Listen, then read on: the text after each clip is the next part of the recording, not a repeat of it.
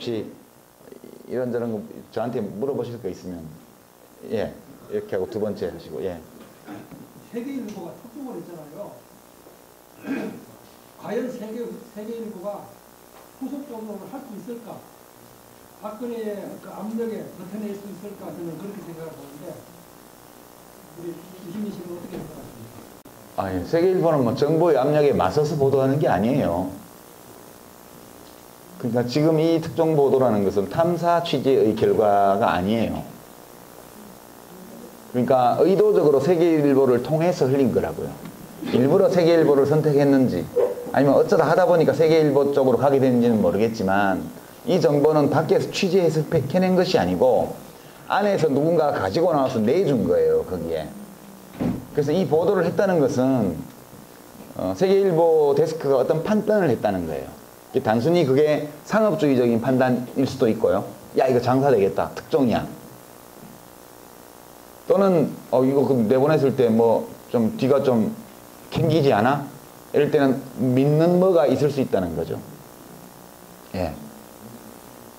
조선일보는 지금 어디다 초점을 맞추고 있냐면 그 문건의 내용에는 보도에 대해서는 보도를 별로 안 하고 뭐 무슨 2박스 분량의 문서를 그 경찰관인 행정관이 나올 때 싸갖고 나와서 그걸 세계일보에 줬다. 이걸 계속 하고 있잖아요. 그러니까 지금 다른 매체들이 보면 이 정부 내에서 정치 권력 안에서 벌어지는 암투에 대해서 지금 촉각을 곤두세우고 흐름을 읽고 있어요. 예, 그쪽도 이제 자기의 이익을 도모하기 위해서는 어느 쪽하고 손잡는 게 낫냐 이런 정무적 판단을 언론사도 하죠. 그래서 이건 뭐 압력받을 일은 아니라고 봐요, 저는. 압력 넣을 주체도 없고요, 지금 보면. 뭐 소송을 걸었는데 지금 타이밍을 보십시오. 정윤회 씨가 그 산케이신문 지국장 기소건으로 지금 증인 출석을 눈앞에 두고 있는 시점이잖아요. 이 시점에서 이걸 터뜨린 거거든요, 지금. 이거를 그러면 또 검찰에다 고소를 해서 명예훼손으로 고소를 해서 수사가 시작이 되면 우선 그 십상시에 들어가서 고소인 명단에 이름을 올린 사람들이 참고인 조사 받으러 가야 되잖아요. 그러면 그 주변 취재나 후속 취재들이 계속 나오게 돼 있어서 지금 저렇게 한 것은 청와대나 혹은 지금 공격당하고 있는 정윤회 씨 쪽에서 다른 대항 수단이 없다는 뜻이에요. 자기들로서도 지금 그쪽은 멘붕이에요. 이걸 어떻게 해야 될지 아무런 대항의 수단이 없습니다. 이건 뭐 세계일보의 일방적인 리드예요. 그냥 지금 박스에 쌓아놓고 있는 게 사실이라면 거기는 온갖 내용이 특히 민정 쪽의 감찰 서류에는 온갖 게 다 있거든요. 무슨 공직자의 사생활부터 시작해서 주변인들의 어떤 추문에 이르기까지 온갖 게 다 있는데 거기 뭐가 있는지 아무도 모르는 거예요, 지금. 그리고 이런 걸 대량으로 입수하게 되면 한꺼번에 다 까는 게 아니에요. 그러니까 닷새 전에 처음으로 감찰이 중단되었다는 사실만 딱 썼잖아요. 그때까지만 해도 다른 매체들이 많이 받지를 않았어요. 두 번째로 문건을 딱 보여줬잖아요, 이번에는 다시. 다음에는 뭐냐는 거예요. 적어도 이런 정도를 터뜨리면 후속에서 한 5개 정도의 특종을 터뜨릴 그런 내용은 감춰두고 있는 거거든요. 그러니까 하나 터뜨리고 일단 감찰 중단서를 보도를 딱 해놓고 아무런 문서 증거도 보여주지 않은 채 한 5회 동안 동향을 보다가 문서를 하나 딱 내놨단 말이에요. 그럼 다시 대응이 나오겠죠. 이걸 또 봐가면서 그 다음 걸 뭘 낼지는 세계일보 데스크의 판단에 달린 문제이고요. 무슨 압력을 정부에서 지금 세계일보에 넣거나 그럴 수 있는 관계는 아니에요. 그래서 뭐 그냥 그런 걱정하지 마시고요. 그냥 즐기시면 됩니다.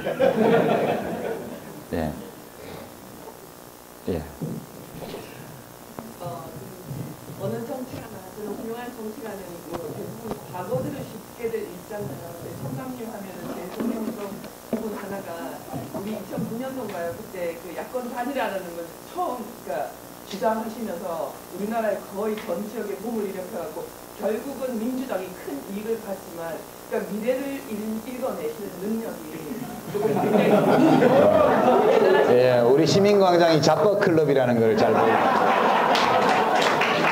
아니 2009년도에 정말로 그 야권 단일화 그 주장하시면서 한 명씩 그때 나왔을 때 그 사람은 절대 죄진 게 없다 내가 장담한다 하면서 우리나라 지금 총선은 이렇게 결국 제일 처음 말씀하셨잖아요. 그리고 또 민주당이 상당한 승리를 얻었고 그러는데 지금 이제 그러니까 그때가 한 5년 전이었던 것 같은데 지금 2년 뒤에 또 총선이 올 거고 또 그런 거는 또 야권 단일화는 지금 약간 좀 다르게 좀 변화하고 있는 것 같아요. 그런 쪽에 이제 좀 바뀌신 시각에 대해서 얘기를 듣고 싶고 그리고 아까 총선에 대해서 이제 얘기 흘리는 거 조금 조심스럽다 했는데 약간만이라도 조금 어느 방향으로 갔으면 좋겠다 뭐 이런 쪽이라도 좀 생각해보면 어떻게 생각하시나요? 총선은 지금 이제 굉장히 복잡한 선거라서요. 대선은 후보가 중심이 되는 선거니까 예측이 비교적 쉬워요. 그리고 시나리오도 몇 개 안 돼요. 경우의 수가. 근데 총선은 이게 이제 하나의 후보를 가지고 치르는 전국 선거가 아니잖아요. 그래서 예측이 되게 어렵거든요, 사실은. 어렵고. 지금 단계에서 우리가 생각할 수 있는 거는, 지금 현재 야당, 특히 제1야당의 가장 큰 문제는 원래 리더십, 그러니까 국민 속에서 자기의 정치적 자산을 가지고 있는 사람들이 의사결정을 해야 맞아요, 정당은. 그렇잖아요. 그러니까 이제 문재인 씨라든가 박원순 시장이라든가 안철수 의원이라든가 이런 분들이 의사결정을 해야 맞는 거예요. 자산을 가진 사람, 지분을 가진 사람이 경영 의사결정을 하는 것이 맞지. 주식 한 주 가지고 있는 사람들이 한 100명 뭉쳐갖고 저거 마음대로 운영을 한다. 이거는 안 맞는 거거든요. 근데 지금 민주당의 제일 큰 문제는, 새정치연합의 제일 큰 문제는 국민들이 기대를 보내고 있고 지지를 하고 있는 사람들은 의사결정에 참여하지를 않고 엉뚱한 사람들이 당을 운영하고 있는 거예요. 이 간극을 해소를 하기 위해서는 그 정치적, 국민 속에 자기의 정치적 자산을 가지고 있는 사람들이 나서서 문제를 해결해야 돼요. 이게 뭐 정당 혁신이든 아니면 선거제도 변경이든 뭐든 간에 그런 그 야권 제1야당이 직면하고 있는 여러 문제들에 대해서 검토하고 입장을 세우고 의사결정을 내리고 그걸 집행해야 돼요. 근데 이걸 말을 안 듣는 거예요. 말을 안 듣는 거예요, 사람들이. 국회의원들이 지가 다 왕이에요. 그러니까 툭하면 문재인 나가, 누구 나가, 막 이렇게 삿대질하고 나오면 그거를 말릴 사람이 아무도 없는 거예요. 왜냐하면 그 당이 현재 거버넌스가 없기 때문에요. 그러니까 지배구조가 없다고요. 그러니까 그렇게 해서 이 혼돈이 생긴 거거든요. 그러니까 이걸 정리하는 게 제일 중요한 문제라고 저는 봐요. 그것이 뭐 어떤 내용의 당 혁신을 하느냐, 뭐 이런 것도 중요하지만 어떤 결론으로 귀착되더라도 그 과정 자체가 많은 국민들이 납득할 수 있는 방식으로 돼줘야 되는데 지금은 새정치연합의 주인이 누군지 그게 없잖아요, 지금. 그리고 이제 권리당원, 책임당원 어쩌고 하는데 이제 사람들 다 내쫓아버리고 쫓아내고 나가게 방치하고 관리도 안 하고 이래놓고 지금 남은 거 아니겠어요? 이제 그거는 제가 볼 때는 아주 퇴행적으로 구성되어 있는 당원 구조거든요. 그렇게 당을 문 닫아놓고 당원 주권을 하자는 거는 좀 웃기는 거예요. 저는 그렇게 생각해요. 옛날에 우리가 당원 제도를 후퇴시키지 말자고 그렇게 싸울 때 맨 앞장서서 그 짓을 한 사람들이 지금 와서 당원 주권 얘기를 하고 있더라고요. 왜냐? 자기 말 안 듣는 당원들은 다 쫓아냈거든. 지금은 다 자기 말 잘 듣는 대의원만 남아있거든. 국회의원들을 볼 때. 그러니까 국회의원들끼리 좀 연합을 하고 손잡으면 자기들이 국민들 속에서 아무 신임도 못 받고 있는 사람들이지만 당을 지배할 수 있는 거거든요. 그러니까 이거는 어떻게 보면 정당, 제1야당이라는 이 공당의 법익, 공당이라는 이 가치, 이거를 몇몇 사람들이 때를 지어서, 어떤 정치인들이 때를 지어서 사유화하고 있는 거나 비슷해요. 이 혼돈이 지금 제1야당을 위기에 몰아넣고 있는 건데, 지금 국민 속에서 진짜 일정한 지분을 가지고 있는 사람들이 모여서 이 문제를 해결을 해야 되는데, 언론에서 이제 그렇게 모이면 개파 수장을 모았다, 그렇게 얘기하잖아요.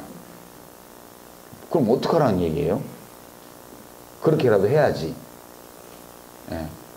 근데 이제 문재인 의원님 같은 경우는 참 선비 같잖아요. 그런데 이렇게 막 흙탕물 튀기고 이런 걸 잘 못하셔요.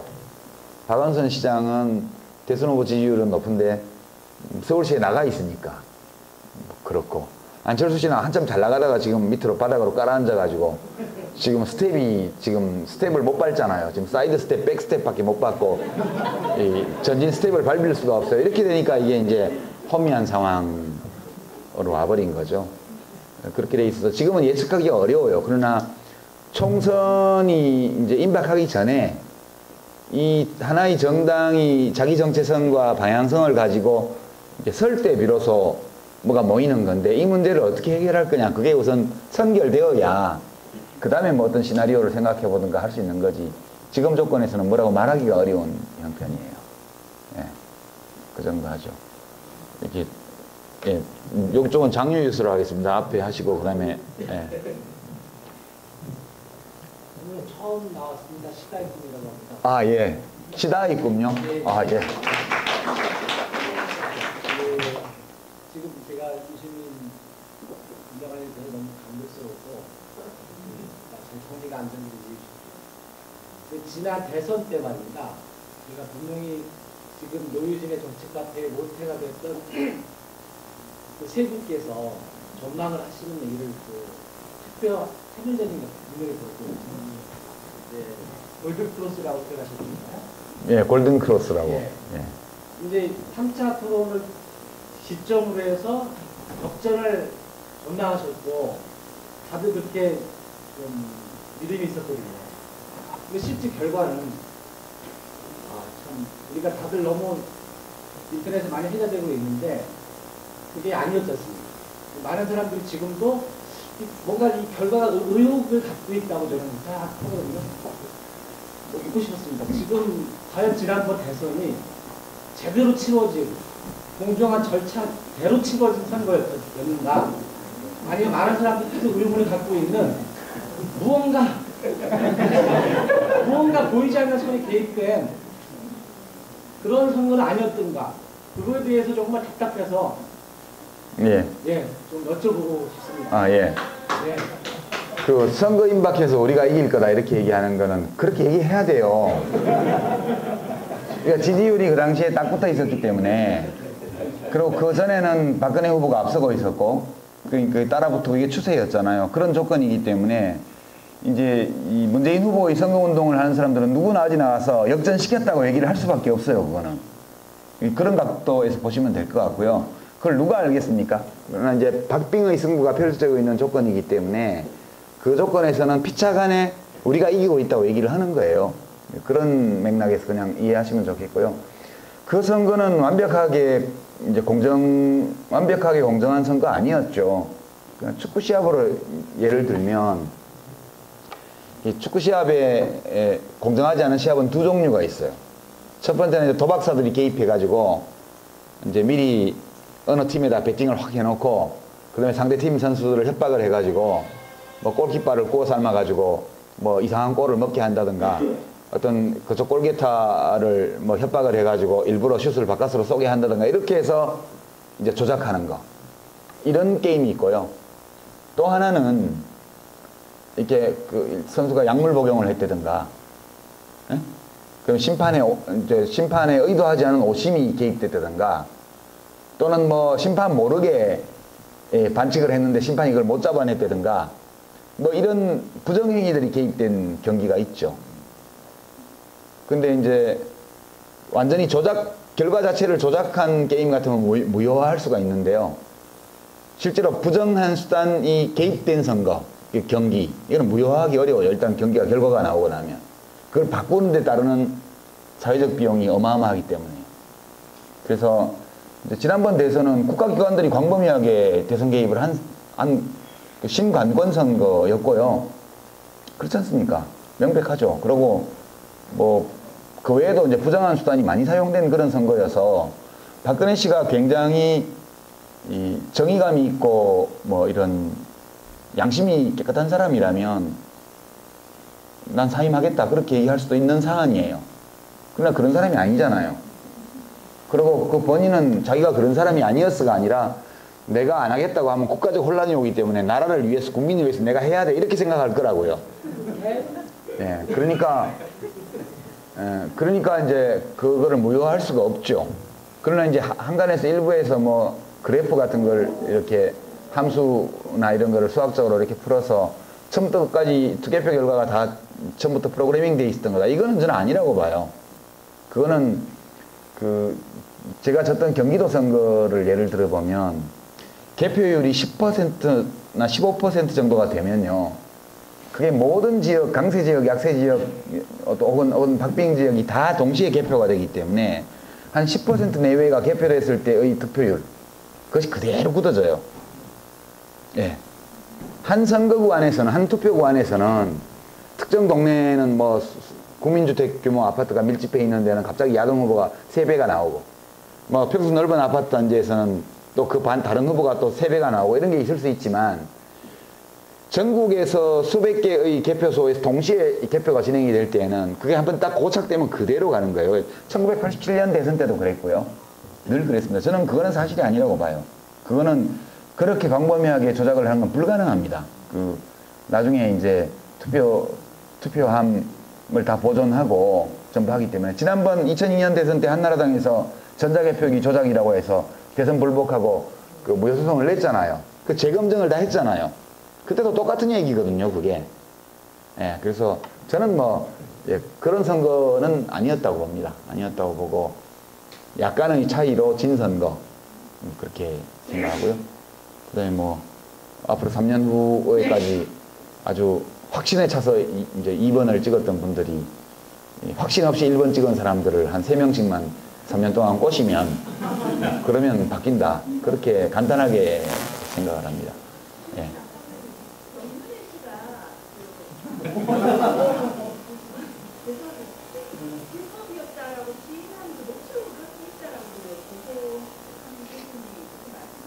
그거야 저도 확인 못하죠. 제가 그게 사실인지 아닌지 알 방법은 없죠. 온갖 말들이 원래 이제 이렇게 큰 좌절감을 안겨준 사건들이 나고 나면 여러 이야기들이 돌기 마련이고, 2002년 대선이 끝나고 난 이후에 새누리당 진영에서도 똑같은 분위기였거든요. 그 사람들은 믿을 수가 없었어요, 졌다는 거를.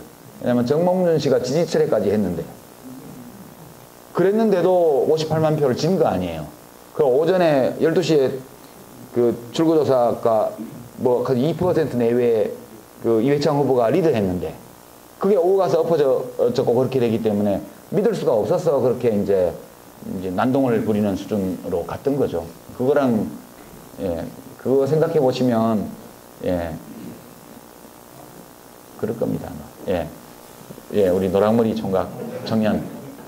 예, 2주 전에 인터넷에서 공개한 건데, 팀원이 동계 연대한 이후로 처음 뵙는 거거든요. 자주 뵙게 돼서 기분이 좋고, 또 아까 계속 옆에 있어주신다고 해서 정말 기분이 감사합니다. 제가 초반에 나중에 되면 꼭 한번 여쭤보고 싶은 게 있었어요. 그게 뭐냐면은, 야권 연대에 임하는 자세고요. 제가 이제 같이 참여당의 입장에서 참여당이 야권연대에 어떤 식으로 입장을 갖는지 기억을 하고 있습니다. 저희가 먼저 구체적으로 야권연대 필요하다, 야권연대를 위한 테이블을 만들 테니까 당연히 국정도 오고 노동당, 진보신당 다 참여해서 우리 한번 얘기를 해보자, 이렇게 적극적으로 임했던 걸로 기억을 합니다. 근데 참여당이 이제 통합진보당으로 합류한 다음에도 적극적으로 임했지만, 그 이후에 생겼던 제3의 정당을 하고 싶었던 정당들은 그렇게 하지 않았던 것 같아요. 안철수 신당도 처음에 준비를 해가면서 우리는 우리의 힘으로, 우리의 힘만으로도 이길 수 있다는 얘기로 해가면서 나중에는 다시 기용이 확장이 됐지만요. 정의당의 입장도 처음에 이제 신홍선 대표가 했던 말을 떠올려보면, 최대한 많은 후보를 내겠다. 그리고 야권연대는 그건 생각하지 않고, 그 다음에 우리의 힘으로 하다가, 그 다음에 다른 생각을 해볼 수 있는, 지금은 그런 생각을 하고 있지 않다라는 식으로 지방선거도 임했었고, 재보궐도 그렇게 임하다가, 나중에 지방에서 각자 단일화를 하고, 나머지는 이제 은퇴를 하는 이런 수준으로 갔던 것 같거든요. 제가 처음에 당원 활동을 했던 참여당이 했던 그런 적극적인 야권연대를 주장하는 태도랑은 지금은 많이 다른 것 같은데, 저는 왜 이런 식으로 소극적으로 임하는지가 궁금해요. 예, 알겠습니다. 질문 취지. 예. 이제 정당의 대표나 정당의 대변인이나 혹은 정치인들이 하는 얘기는 그대로 들으면 안 돼요. 액면대로. 왜냐하면 일부러 거짓말을 하려고 그러는 것이 아니고 그것이 전부 현실의 이해관계가 걸려있고 정치적인 이해관계가 걸려있는 전략적인 혹은 전술적인 검토 끝에 나온 말들이기 때문에 그걸 액면 그대로 이제 받아들여서 이제 앞뒤가 다르다거나 이렇게 말하면 완전 거짓말쟁이로 보여요. 그런 거 아니거든요. 그러니까 국민참여당 시절에 야권연대를 먼저 얘기한 것은 그냥 제안을 한 거예요. 그때까지는 그 얘기가 없었기 때문에 이렇게 하면 모두가 잘 될 수 있다. 이렇게 얘기를 한 거고요. 그러니까 이제 당연히 태도가 적극적일 수밖에 없었죠. 그리고 민주당도 그 당시까지는 뭐 좀만 내주고 나머지 자기들이 뭐 과자 100개 중에 98개는 우리가 먹고 한 2개 좀 저기 주면 된다 이렇게 생각하고 이제 받아들이는 경향이 있었고요. 그건 왜 그러냐면 민주당의 힘이 약해져서 그랬던 거예요. 자기들이 힘이 세면 절대 그렇게 안 해요. 혼자서도 새누리당을 상대할 수 있으면 절대 그렇게 안 합니다.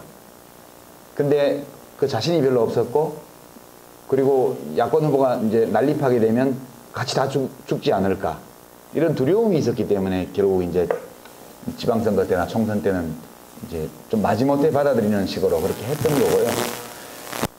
정의당 천호선 대표가 그렇게 얘기한 거는 이미 민주당이 안 하는 태세를 했기 때문에 그렇게밖에 얘기할 수 없는 거예요. 왜냐하면 생각도 없고 할 태도도 안 보이고 있는데 우리 합시다 하면 이게 구걸하는 것 같잖아요. 사람이란 게 자존심이 있는 건데 그러니까 일단 자존심이 상하기 때문에 우리의 자존을 지키기 위해서 일단 큰 소리 치는 거예요. 그럼 최대한 후보 내겠다. 근데 후보 낼 힘이 없어요. 저쪽도 그걸 알아요. 지들이 내면 얼마나 내겠어. 네, 결국은 이제 그렇게 된 거죠. 그러니까 이 현실 정치는 결국 국민의 지지율을 가지고 하는 싸움이고 힘 대 힘의 싸움이라서 다 그것이 힘의 관계가 어떻게 되어 있냐에 따라서 말들이 표현이 달라지는 거예요. 이제 그런 거고 지금 이제 새정치연합은 야권연대에 대해서 더 이상 얘기를 안 하죠. 예. 왜냐하면 자기들도 강하지 않은데 이쪽이 더 약해졌거든. 진보정당이 더 약해졌기 때문에 뭐 저것들 출마해봤자 뭐 별 뭐 있겠어? 이렇게 판단되는 순간 이제 그만하게 나오는 거거든요. 그건 그런 거라고 보시면 돼요. 그냥 우리 일상적인 삶에서 강자에게 약하고 약자에게 강하게 군림하는 우리의 어떤 동물적 속성 이런 것들이 정당을 통해서 표현되는 거다. 그거는 그런 맥락에서 이해하시면 될 것 같아요. 지금 봐서는 이제 새정치연합이 야권연대를 또 한다? 그거는 별로 고려사항 아닌 것 같아요. 예. 현재 현실적으로 그렇습니다. 예. 언제까지 할 거예요? 이제 마지막? 마지막. 예, 마지막. 예. 개헌을 얘기하는 그 저희를 아, 예. 뭔 얘기하면 너무 저희 따지지 마시고요.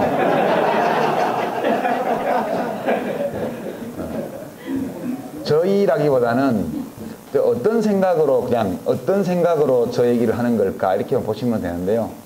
이제 김무성 씨가 개헌 얘기를 한 거는 이해가 가요. 왜냐하면 이 사람은 대통령이 되기 어려워요. 김무성 씨는 본인이 그걸 또 좀 안다고 봐요. 그러니까 자기가 좀 큰 대통령까지는 아니지만 대통령에 준하는 어떤 국가의 최고 권력이 되는 길은 예, 국회에서 주물딱주물딱 해서 뽑는 거 하고 그럼 국민이 보면 대통령을 분리시키는 것밖에 없어요. 그래서 소위 이원집 정부제 또는 프랑스식 이원집 정부제 이런 거를 하고 싶은 거죠. 그래서 이제 국민들이 막 신나게 뽑는 건 대통령이고 대통령은 뭐 이제 남북관계나 국제관계나 이런 큰 것만 하고 안에서 이제 돈 되는 거 실속 있는 거는 다 총리가 하는데 자기가 총리는 될 수 있거든. 지금 여당의 대표도 됐으니까요. 그 생각으로 보시면 이해가 충분히 될 거예요. 아, 김무성 씨는 자기 대통령이 되기 어려우니까 이제 분권형 총리라도 하고 싶은가 보다. 프랑스 총리 대단하잖아요. 뭐 사르코지나 그 전에 뭐 미테랑이나 이런 사람들 보면 대통령은 대통령도 프랑스 대통령이 완전 형식은 아니지만 그래도 내치 분야는 다 총리가 하니까 그 정도 하려는 거고요.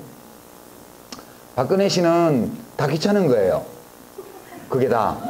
개헌이니 뭐니 다 귀찮은 거예요. 옛날에 노 대통령이 개헌 안 낸다고 그러니까 우리 정당들 여야가 상의해서 그 다음 국회 임기 중에 개헌할 테니 거두어 주십시오. 이라고 대통령이 그럼 믿고 거두겠다고. 그런데 뭘 믿어요? 뭘 약속을 지켜요?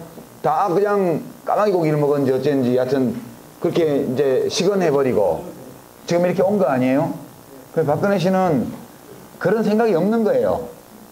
그냥 가업을 승계했기 때문에 헌법이 준 기간 동안 열심히 누리고 패션쇼하고 이렇게 다니고 끝내면 되는 거예요. 그러고 나면 자기 자신은 자기 아버지와 더불어서 역사 속에 영원히 빛나는 인물이 될 것이다. 이렇게 지금 착각하고 있는 거죠. 지금 박근혜 씨 대통령의 말을 들어보면 심각한 나르시시즘이 보이거든요. 자아도취. 며칠 전에 창조경제에 대해서 얘기한 거 보면 창조경제가 뭔지 모르겠다고 말씀한 분들도 아직도 있던데 그분들은 문을 열고 들어가지 않아서 그런 거다. 이 얘기하면서 뭐 전 세계 지도자들이 우리 창조경제가 올바른 길이라는 거를 어쩌고 얘기하는데요. 그건 덕담한 거잖아요. 정상외교를 하면 서로 각하 이러면서 다 덕담해 주는 거예요.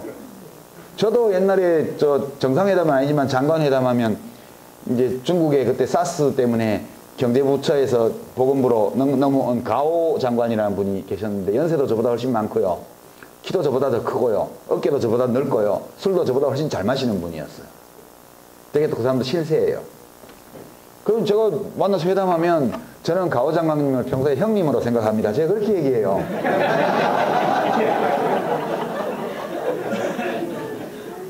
그리고 이제 그 당시 일본의 보건부 장관은 야나기사와라는 후생부 장관이었는데요. 그분 연세가 70대 중반쯤 되는 분이셨어요. 그 야나기라는 게 버들류자, 우리 제 성하고 똑같아요. 그래서 저희 집은 창씨개명 창씨를 안 했거든요. 왜냐하면 일본에도 버들류자 성이 있기 때문에 그냥 야나기로 부르기만 하면 이거 안 고쳐도 되니까 그렇게 넘어갔어요.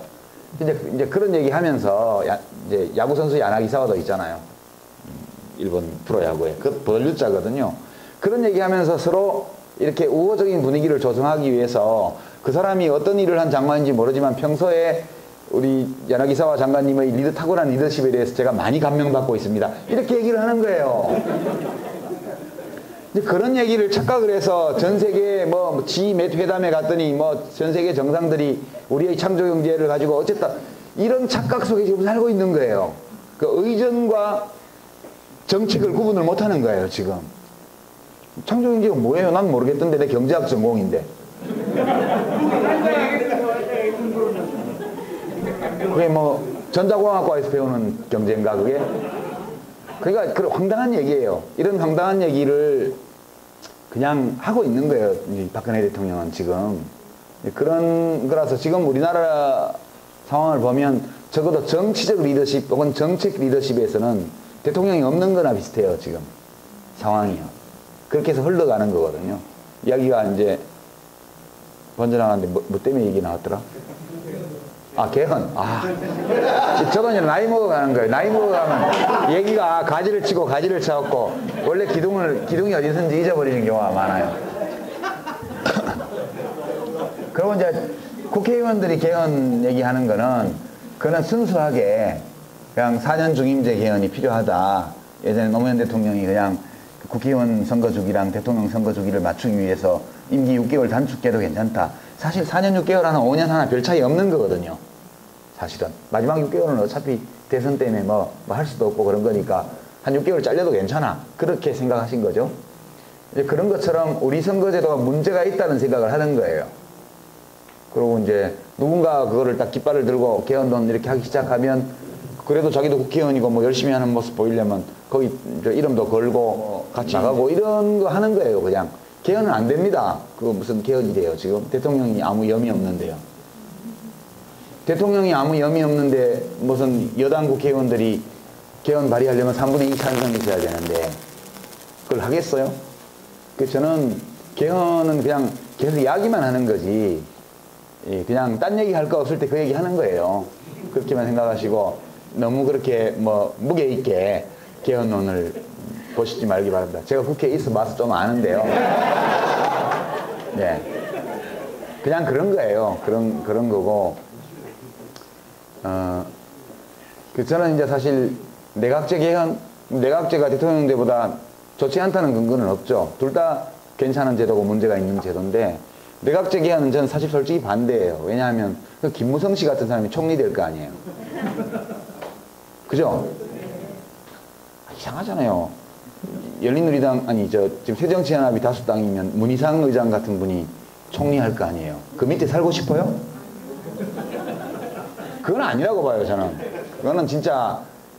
그거는 진짜 아니다. 이거는 국회의원들이 그들만의 리그를 만들어서 저것들 사이에서 저희네 기득권 잘 지켜주고 지한테 잘 굽실거리고 이런 사람 권력 맡기겠다는 발상 아니겠어요? 저는 특히 정당이 이렇게 그 미숙하고 이렇게 정당이 국민 속에 뿌리 내리지 못하고 위에 떠 있고 정당이 마치 국회의원들의 어떤 그 이익단체처럼 이렇게 돼 있는 조건에서 유럽식 내각제를 한다는 것은 대통령제만도 오히려 못할 거다 그렇게 봐요. 예, 그렇게 보고요. 내각제는 저는 개인적으로는 반대고요. 문제 많아도 차라리 대통령제가 낫고 지금처럼 5년 중임제 하는 것보다는 5년 단임제 하는 것보다는 그래서 4년 중임제가 좀 낫지 않을까. 그 5년은 너무 짧아. 대통령이 시원찮으면 너무 길지만 그리고 대통령이 늘 신통치 않다는 그건 아니니까 좋을 수도 있잖아요. 좋은 대통령이 들어왔을 때 좀 뭘 많이 해야 되는데 좋은 대통령이 들어도 5년밖에 못하니까 예. 그런 점에서는 4년 중임제로 가는 게 좀 난데 이건 누가 목숨 걸고 하겠어요? 대통령이 별로 염이 없는데요. 예.